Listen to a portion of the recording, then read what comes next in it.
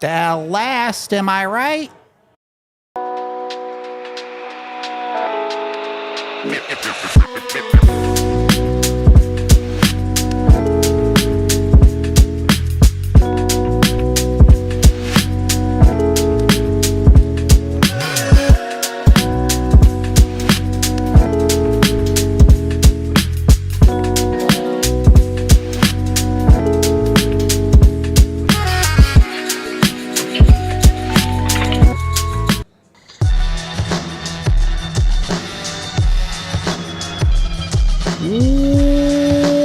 Welcome in the DNVR Avalanche Pregame Show live from the Toyota Lounge, powered by your Front Range Toyota dealerships. We got J-Mike, we got Rudo coming to you live as it is.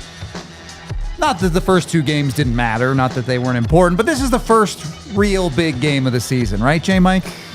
Yeah, this one just feels a little bit different. This, rivalry games always are going to have a little bit more build-up, a little bit more juice. Hard not to look ahead to them, but now we're here, and now we get to see how the Avs can respond coming off of that tragic Game 7 loss, which still kind of haunts me. There should be a little something extra here, right? I know it's a preseason, or not a preseason, but an early season game. I know they played in the preseason a couple of times, but still, something on the line, a little bit of pride, a little bit of 2 points. It is a divisional matchup at the end of the day.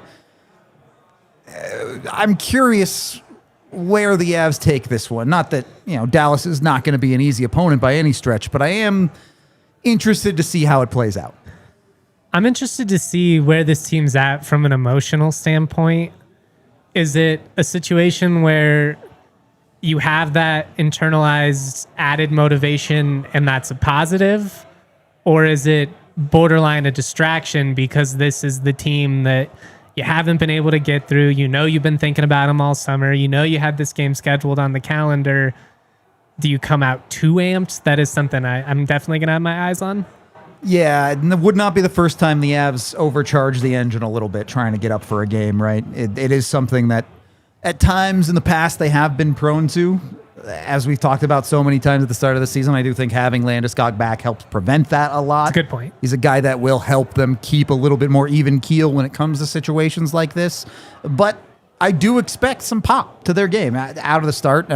Unfortunately, as Chad is talking about here, we did find out today that Sam Girard is joining the injured list of players officially week to week with an upper body injury. That's all that they really gave us, so that's all that we really know. As you can see, the full injury report here. We'll keep Dr. Lacroix as our doctor on show. So Blackwood, day-to-day, is practicing with the team. Don't know how great he really looks. LOC still recovering from the hip surgery. Is expected back. Decent chance inside a month he's back, so that's good.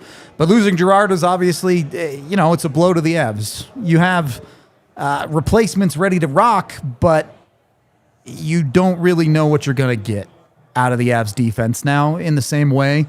You have either Sam Malinsky playing on his offside, moving up into the top four, or you have a guy who has played 15 total NHL games and had spent exactly 2 practices with the Colorado Avalanche so far, stepping into that lineup spot. So either way, some unknowns there. Yeah, not optimal to have to kind of be tweaking with those pairings this early in the season. It's going to happen. I guess you could make the argument that maybe it's not the worst thing to have to deal with it at this stage of the year and kind of gain some experience with some of those guys, but earlier better than late, but early doesn't exclude late, unfortunately. Especially when it's big time divisional matchup, yeah. Dallas in town. You'd prefer to be at full strength, obviously. Yeah, you would much rather it, but it is what it is. Injuries are a part of the game. You're going to have to push forward. And I love the ambiguity of NHL injuries. That's going to take me a little bit of time to get used to. I've always been a hockey guy, so it's not new to me, but just he may or may not be alive, and it's right. I can live with the ambiguity of what the injury actually is. Not having real timelines is tough. Like, week to week could mean Sam Girard is back before Halloween, or it could mean he's out till March. Like, we genuinely don't know. Hey, I said week to week. Might be a week, might be 12 weeks. Yep. We'll see you next week. Yeah, we will see. How big of a loss is that, though, in your estimation? I mean, it's big. It definitely matters. The Avs did a lot of work to try and get their pairing sorted. And, Sam Girard was injured for most of preseason, too. So you get 2 games of him, and now he's back on the injured list, and you have to deal with this. I already mentioned Solovyov, a waiver claim. He has not played a game for the Avalanche yet, preseason or otherwise. And then he's a guy with 15 NHL games in his career so far. So it's not like you went out and got a experienced guy that you know for sure what you're going to get out of him when he comes into the lineup and fills in for an injured Girard. But the Avs clearly saw enough of him to take him off waivers, so we're going to find out trial by fire exactly what he's got for the Avs now. Do you have durability concerns with Sammy G this season in the big picture sense? I would say no. He's been a tough guy throughout his career. When you look at his career, he really does play a lot of games. He had obviously the injury in the playoffs for the Cup run, and the only other time he really missed significant time was COVID complication stuff. So that's not really hockey injury stuff that he has battled a lot of in his career. I wish it didn't happen right now, though. Yeah. It's just unfortunate with Dallas being this early in the season and not having the cohesion there within your lineup. Yep. How big is this game, though? It's early season, obviously. You can lose this game. It's not like it's going to kill your season. Doesn't mean you can't win the division or anything like that. But I just feel like this is potentially a matchup where you could really make a statement if you were to come out and win particularly decisively, but even just grinding one out against a team who's kind of been your boogeyman, I feel like that'd be huge at this stage. Yeah, I mean, statistically, it's just another regular season game. It is divisional, so that's always going to add a little more punch to it, but I do think it's important. I think it's a bigger game for Colorado than it is for Dallas. I'll put it to you that way. I think for Colorado, internally, they view this as a big game because winning games like this, participating in ways like this, help you find your center in a season. It helps put to rest maybe some of the negative feelings that come from previous years from that loss in Dallas loss to Dallas in Game 7. It sets you up to feel good about where your season is headed, even if the game itself maybe isn't as big as you're making it out to be. It helps you bury some of the demons. It's certainly for the fan base is a big game. I mean, the fan base are rivalries even in the preseason games. There were people yelling at Dallas fans and all of that. So, and I love that. Don't make less of a game. Make more of a game when you have the opportunity to. They should be spectacles. They should be a big deal. You should count your dubs where you get them. And I think the Avs are set up where, as a team, I keep going back to these quotes from Landeskog from the preseason. They want to prove everybody wrong this year.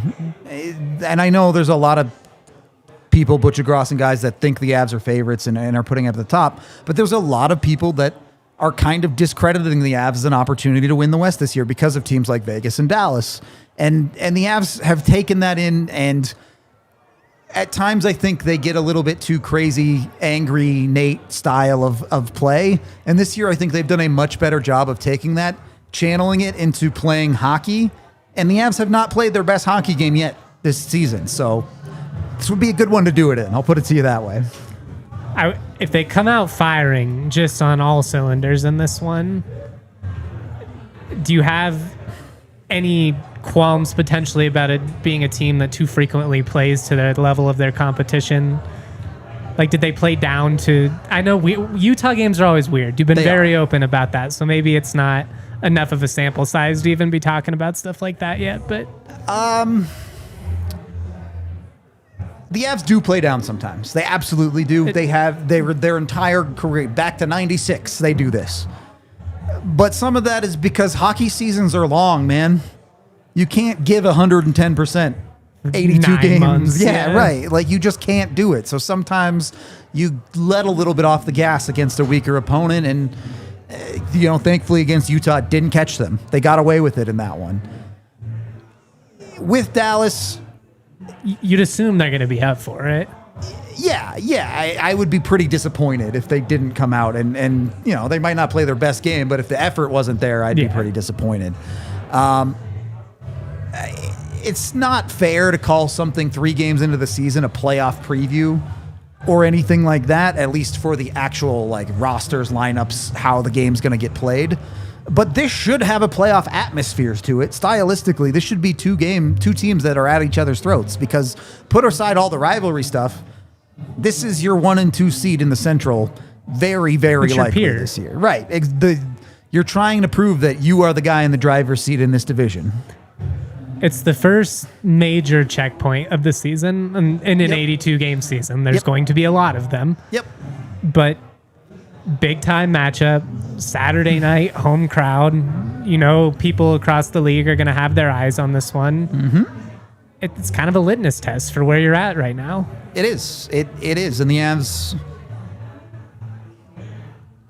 Avs can do a lot to make things easier on themselves as far as not just internal pressure, but external pressure. If you place some big wins down early in the season, you start to get the benefit of the doubt. And I know people hate this about sports, but when you're the team that's proven itself, it matters, both in the league's eyes, in the ref's eyes, in the fan base's eyes. These things make a difference. As much as people hate to admit it, they do make a difference in the respect that teams get when it comes to maybe you take a little bit of a questionable play out on the ice. Maybe you end up with a fine instead of a 1-game suspension because of where you are at as a team. And you can hate that all you want, but if you ain't cheating, you ain't trying. Let me ask you this, because I do think perception is an interesting factor in this Colorado-Dallas matchup, not just tonight, but over the course of this entire season. And kind of going back to what you said with Colorado having something to prove this season, and that being, I don't know, not a mantra, but a mentality that they're kind of trying to internalize and embrace this year. Yep. Colorado, on paper, might be favored in this matchup on home ice. Indeed. Are they in practice, though, given that Dallas has that proof of concept against you over and over again? Like they've just proven that they have your number. Yeah, it's hard. It's hard for me to not see this as an extremely even matchup, to be honest with you. I don't think either team would really be favored in my mind, but you know, Vegas knows what they're doing, so I'll give them the benefit of the doubt on that. But it's the pretty typical story for the Avs, in that their high-end talent is better than Dallas's. Not that Dallas's high-end talent isn't really, really good. Heiskanen's awesome. Robertson's awesome. They have veteran presence guys that are great, like a Sagan. But they're not Nathan MacKinnon and they're not Cale Makar. And the Avs will have that advantage, as always. But then you get further into this season's matchup between these teams, and Dallas lost some guys. They lost Mason Marchment. The right side of their defense is still some guys, for sure. It's not the defense that they pretend it is. And don't get me wrong, the top of that, Heiskanen's awesome, Harley's awesome, Lindell's awesome. They have 3 great guys, and then they have 3 just kind of guys.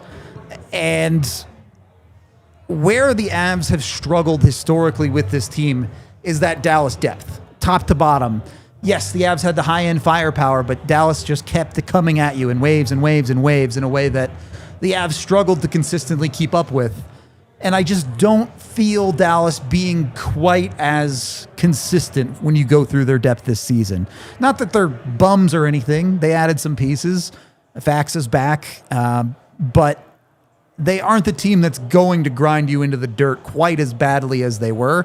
And the Avs arguably have better depth than they did last season. So I still think I would probably have it as a pick'em. But if you want to give the slight edge, I would give it to the Avs. I do like that the Avs are built much better than they were in some of these matchups last season. And obviously having Landeskog out there for it should be a big factor. I don't know. I'm just interested to see how much of that, if there even is one, a hangover that kind of looms from the past results. I don't expect a hangover. I do think it is. There are a lot of storylines developing into this game, not just the Avs-Dallas thing. Now you have the Girard injury. You also have on top of that, this is Brent Burns' 1,500th game in the NHL. A lot of games. It's a stupid number. Not only 8 defensemen ever have played 1,500 games in the NHL. So that's pretty ridiculous. We had Bailey at Morning Skate talk a little bit about the milestone for Brent Burns. So let's hear from her. Hey, what's going on, Avs fans? Bailey Curtis back inside Ball Arena for tonight's game against the Dallas Stars. A lot to look at heading into this game. First thing I want to touch on, though, Ilya Solovyov making his Avalanche debut. Bednar mentioned during his presser today that Sam Girard is dealing with an upper body injury, will be week to week, which means Solovyov will be playing tonight. Some other news to run into today is going to be Brent Burns. 1,500's a lot of games, you guys, and he will be playing in his 1,500th tonight. So lots of exciting things. We saw the tank tops today. That was, nobody knows where those came from. So lots of cool things. Everybody's super excited in the locker room today. One final thing to touch on here tonight, guys, we are seeing the return of Mikko Rantanen. Saw him once or twice during the regular season last season, as well as during playoffs, but we're seeing him fairly early on here in this season. So be sure to give a warm welcome back to Mikko Rantanen. And guys, we'll see you here for Game 3 against the Dallas Stars. Yet another storyline there with Mikko. Personally, I am so done with this storyline. I'm so over it at this point. How do you think the crowd's going to react? Do you think it'll be more hostile than last year, especially after Game 7? I do. I think, it'll be mixed. I don't think it'll be all boo birds raining down or anything like that, but I think there'll be a decent amount of boos. I mean, he's an all-time great Av. He most certainly has an important place in the franchise's history. Yep. I also don't think, especially in this particular matchup, when there's this much bad blood between the two sides, I don't look down on anybody that feels a certain type of way. You are allowed to fan how you want to fan. They get paid millions of dollars. You're allowed to boo them. One of the factors I'm interested in, because we've kind of touched on some of the players, that Dallas no longer has, but obviously the bench looks different. Pete DeBoer is no longer in the mix. He's a guy who historically very successful against Jared Bednar, especially in the postseason. Yeah. How much of an impact do you think that has in terms of, you told me before the game you felt like Dallas downgraded from a head coaching standpoint? Yeah, I think it matters a lot for Dallas. This is an organization that is going to have to do a little bit of identity finding this year in Dallas with Galutsin as their head coach, who is not Pete DeBoer. He does not have a particularly good track record of being a head coach in the NHL through his time, and he's not going to stress quite the same way the things that Pete DeBoer did, especially when it comes down to some of that defensive acumen. And if it were up to Pete DeBoer, he'd probably play the trap if he could. Whereas Galutsin, I don't think Dallas is suddenly going to morph into some high-octane, high-wire act of a hockey team, but I do expect them to play a little bit more open and loose than they did under a Pete DeBoer with Galutsin at the front of the bench. So that was a big advantage, though, the way they could muck it up and really slow the pace and just make the games feel sludgy for minutes at a time even. And no, they weren't really getting high scoring chances on you, like, high quality opportunities, but they were able to take the Avs out of their game. Yeah, the Avs, and I don't buy into Pete DeBoer is so much better of a coach than Jared Bednar. Yes, he's got the track record of wins, but also hockey's weird, man. Jared Bednar coached the Avs to a 2-goal lead with 12 minutes left in that series. What more can he do? Right, and then Mikko dunked on their heads. That's what happened. It is what it is. But I don't know how much of that was, Bednar did all this good coaching and then suddenly started doing bad coaching. Nah, that's not really the reality of it there. But you are right. Especially against a team that's built like the Avs, if they lose just a little bit too much of that ability to slow the game down on them, the Avs can just run dudes over. How do you foresee this one playing out tonight? Dallas played a 5-4 game already. They did. It was high octane against Winnipeg, and they were out to a 5-1 lead in that game at one point. They tried to blow it in the third, but managed to hold on. Kyle Connor tried to drag Winnipeg back into that game. I do expect it to be a higher scoring night for the Avs based on their first two games, and that more just because how long can Wedgwood keep being the best goalie in the NHL for more than anything else. But again, it feels like a pick'em to me, so it's going to be close. I expect this to be a very good game start to finish, and one team gets to come away with bragging rights. We'll give out score predictions at the end, and we get into the bets and all that. I want to ask you, though, where do you think this game is going to be from an emotional standpoint and a physical standpoint? Is this going to be a game where there's some extra fireworks? Is this going to be a chippy matchup? Or is it early enough in the season that, they're just kind of going to play their game? I think it should be chippy, especially given what the Avs showed against LA. I think that's part of the messaging, part of the energy this year is not only are they saying, hey, we're not going to take any guff, we're going to throw some of it around too at times. Manson has been given the green light to blow up anyone and anything that he sees on the ice. But beyond that... Do you like that? Do you like that they've embraced that? I like where it's at now.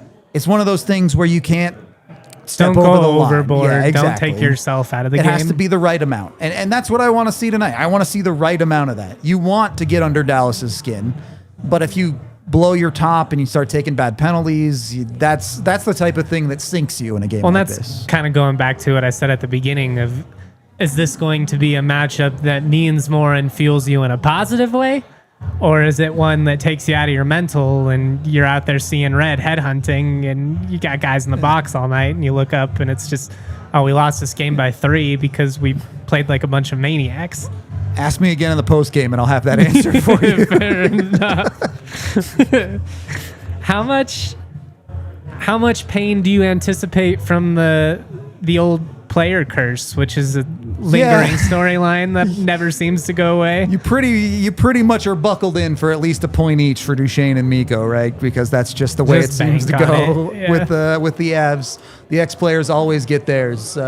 Hopefully it's a nothing goal when it's 5-1 with 2 minutes left in the game from Duchesne or something, like does often tend to happen with him. But they're even ex-player curses of third line, fourth line guys for the Avs always seem to find their ways to a point. Kiefer Sherwood scored in the opener for Vancouver, by the way, the other night.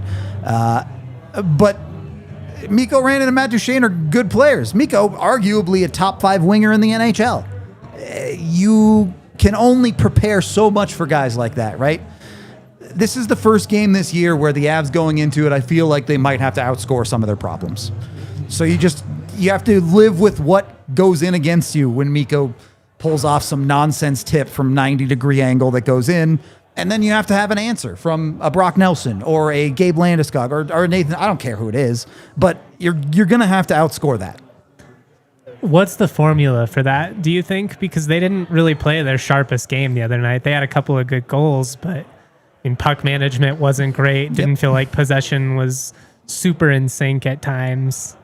Yeah, your formula against Dallas, the high wire act has to work, and I don't think the Avs were that particularly much of a high wire act against Utah, but MacKinnon, Necas have that skill in the bag. Guys like Nelson and Landeskog have that skill in the bag, and Shushkin too. The Avs should have more skill in their top 6. And this is the type of game that you pay those guys for, right? Everyone loves a good grinder story. You want to lean in and outwork the other team and just outmuscle them and be the better team on that front with smash mouth football. Yeah, and you do need to do that a lot of nights. But sometimes you just have to be the more skilled team. You have more talent, go use the talent and be better. It's fun to grind it out. You want to know what's also fun? Being Nathan fucking MacKinnon. Exactly. Cale Makar. If your third line has your best play of the night tonight, not good enough. And that was arguably a factor too frequently in the postseason. How many times were you dependent on guys like Logan O'Connor scoring a circus goal to be in the matchup? Arguably their second best player in that series was a fourth line guy. Yeah. You need your big guys to be big guys. The lights are bright tonight. Big divisional matchup. Like it's Broncos Chiefs. It's, Avs Stars. Whatever you want. Nuggets Lakers. Like this is the game where we want to see the stars shine the brightest. And some of those stars can get dimmed if they're from Dallas, but yes. And Kiwi, he played for Dallas back in the day, didn't he? He did. He is the reverse ex-player. Yeah, that's what I'm saying. Maybe we get some reverse luck on that. I'm in. They are due for it, you would think. Although Kiwi played pretty well in that series, too. Yeah, he was decent. my expectations are not there for Kivy to hit on the X-Player curse, but I will absolutely take it if the opportunity presents it. What about the battles in front of the net against a team like Dallas? Like, obviously, Colorado's got the speed, the finesse game, but how do you kind of see that element of the game playing out? Yeah, Dallas is tough. Like, don't make any mistake about it. If you took Cale Makar and made him bigger, stronger, and not quite as skilled, that's Miro Heiskanen.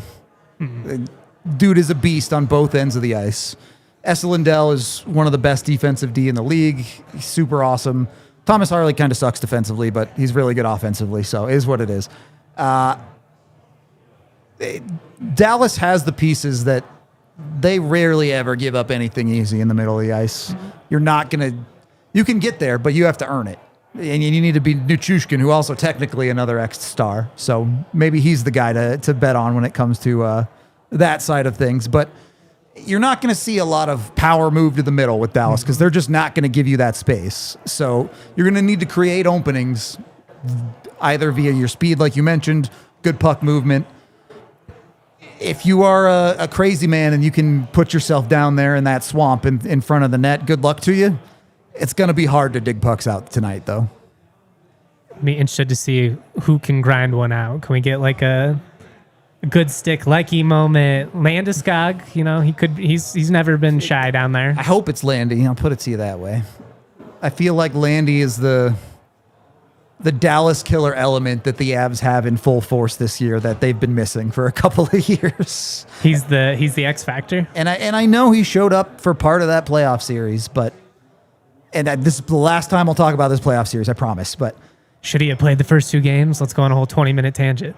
No, he should not have. He played when he was ready. But if he played in those first couple games, do you think the Avs win the series? Maybe. Based on how he looked, I think it's a fair conversation. I mean, you need one more goal. Yep. One more goal in 3 of those games, and you pull it out. Yep. Oh, I want this one tonight. I can't stand Dallas. I can't. Pete DeBoer didn't like me last year. He was a jerk to me in the press conferences. I'm holding a grudge even though he's gone. I don't care. I'm petty like that. Do we have a clip from Bedsy that we want to get to? I think it's probably a little too long, so we can probably just skip it. Just roll. Bailey covered it anyway. He just spent a bunch of time talking about Sam Girard being hurt and Brent Burns playing 1,500 games, so we covered it. Crystal ball. Score for the night. Player who's going to score for the night. You want first or you want me to go first? I'll go first. I'm going to say the Avs pulling out 5-3 in a high-scoring affair. Probably tied. Get a go-ahead goal early in the third and then an empty netter. And I'm going to say Big Val scores not once but twice. Let's get bold. I'm down. I'm down for the Big Val X-Player curse. Give me in on that.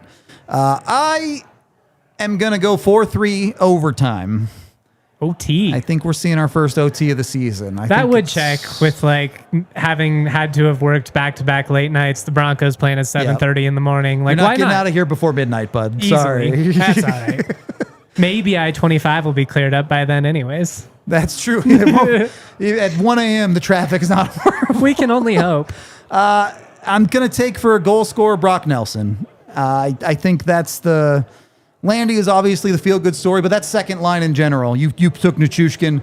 That's the line that you really want to see step up tonight and be an offensive juggernaut to prove that the Avs' depth is not just, hey, we can go toe-to-toe with people, but we can take over games too.